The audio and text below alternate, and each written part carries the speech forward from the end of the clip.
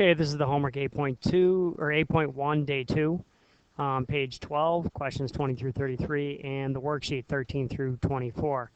If we look at the first one, what's the opposite of adding? Well, OSS, but what's the opposite of adding 2.1? It's subtracting 2.1 from both sides, and we get 2.6. 21, what's the opposite of adding 5.4? Well, we subtract 5.4 from both sides, and you get 4.5 equals x. 22, same idea. We're going to add 1.8 to both sides, and you get 13. Number 23, what's the opposite of subtracting 3.7? Well, it's adding 3.7, and you get 24.1. 24, what is the opposite of multiplying by 4? Well, divide both sides by 4, and you end up with 1.7. 25, divide both sides by 2.5, and we get 5.56 equals z. 26, the opposite of multiplying by 3.2 is dividing by 3.2, and you get 12.75. This one gets a little bit harder, but it's not super difficult. What is the opposite of adding 1/2? Well, we subtract 1/2 from both sides. So we subtract 1/2 from 1 3/4. The problem there is we don't have common denominators. So 1/2 is really 2/4. So 1 3/4 minus 2/4 is, well, my printing's done, is going to be 1 1/4. Next question, 28. We're going to subtract 5/3 from both sides. I shifted it over because I knew that this was an improper fraction, so I switched it to a mixed number. 3 2/3 minus 1 2/3, we get 2/3 minus 2/3 is 0, and then 3 minus 1 is just 2. So g equals 2, and if it works out all right. Next, we're going to add 2 7s to both sides. 5 7s plus 2 7s is going to be 7 7s, which then is really 1. So 1 goes onto that 2, and then we get a 3. Subtract 8. Well, the opposite of subtracting 18 11s from both sides is adding 18 11s to both sides. I did not switch this to a mixed number. I just kind of left it, and we get 24 11s. So we get 1 and 24 11s, which then becomes 2 and 2 11s.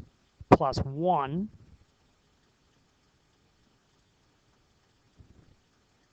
I don't know where I got that from. I would have done 2 onto there. Oh, okay, plus the 1. You're going to get 3 and 2 11s. 11 goes into 24 twice, so you get 2 left over. You know you're going to have 3. So 11 goes into 24 2 times. That's 22. So 24 minus 22 is 2 leftover 11s, and then you add that 2 to 3. Or to the 1, and you get 3. That's not helping. Okay, so the opposite of multiplying by 4/3 is dividing by 4/3, which is really the same as multiplying by 3/4. I know that sounds confusing, but we went over it in class. Again, the opposite of dividing by 4/3 or by multiplying by 4/3 is dividing by 4/3. But when we divide by a fraction, we keep change flip, so we're really multiplying by 3/4. And if you did that, we got 27, because 36 times 3/4 is 27. The opposite of dividing by 5/6 is multiplying by 6/5. Multiply both sides by 6/5, and we end up with 1 and 2 25ths. So you would multiply it by 6/5, and the answer is going to be 1 and 2 25ths. This is from the worksheet. We would divide by 7 on both sides. You get k equals 12.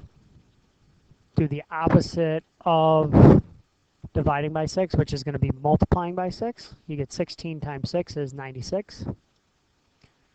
Do the opposite of adding 1/6, which is subtracting 1/6. Should be a line right there. And you get 4/6, which reduces down to 2/3. Number 16, the opposite of subtracting 2/5 is going to be adding 2/5, so you get 5 over 5, which is just 1.